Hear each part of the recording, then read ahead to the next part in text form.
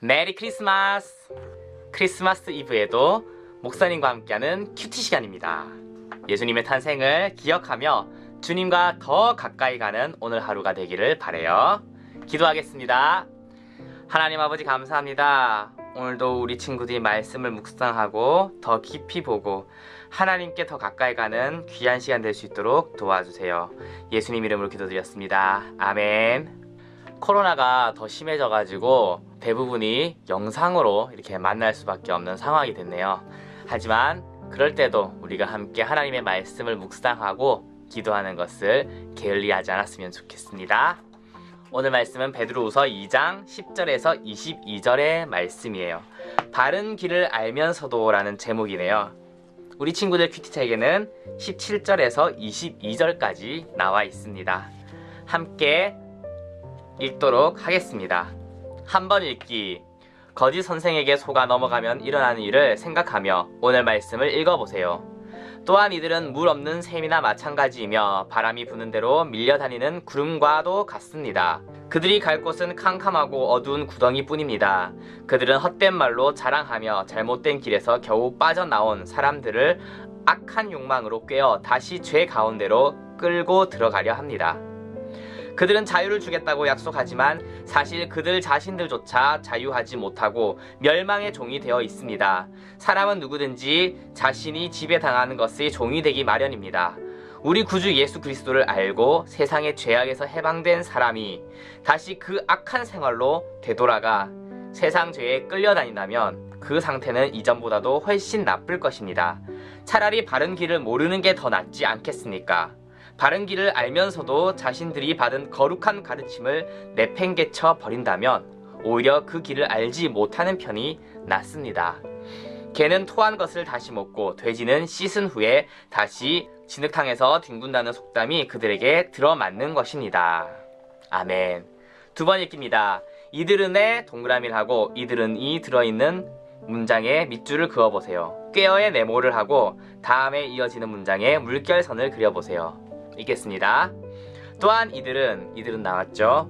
물 없는 샘이나 마찬가지이며 바람이 부는 대로 밀려다니는 구름과도 같습니다.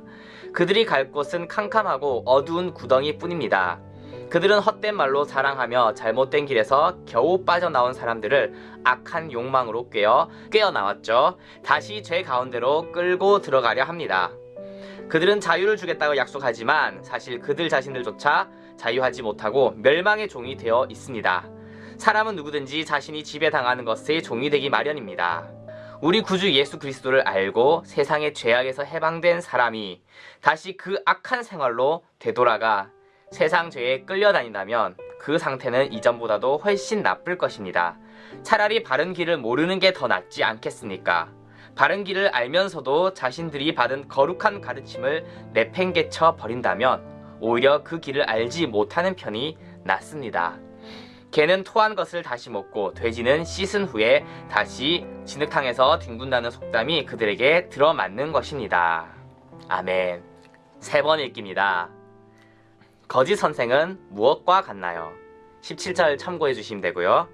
거짓 선생이 사람들을 끼어서 어디로 끌고 들어가나요? 18절을 참고해 주시면 됩니다. 그러면 하나님의 말씀을 깊게 묵상하는 시간을 가지겠습니다.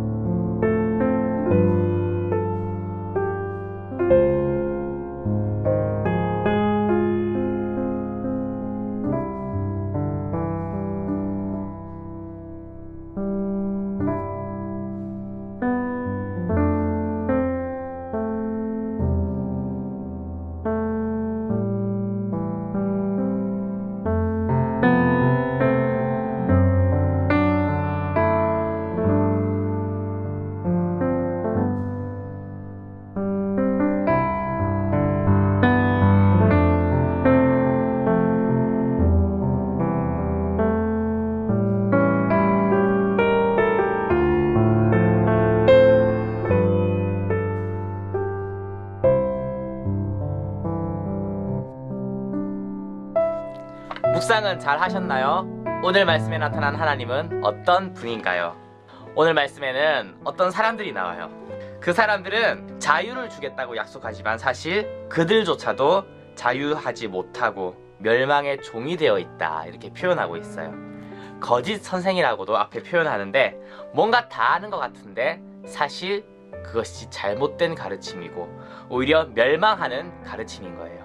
죄로부터 구원을 받았는데 다시 죄로 들어가는, 잘못된 것을 알면서도 그 잘못된 것을 계속 행하는 그런 사람들인 거예요. 우리는 예수 그리스도를 통해서 구원을 받았어요. 죄로부터 자유를 얻었어요. 하지만 죄에서 자유로워진다고 해서 죄를 함부로 저질러도 되는 건 아니에요.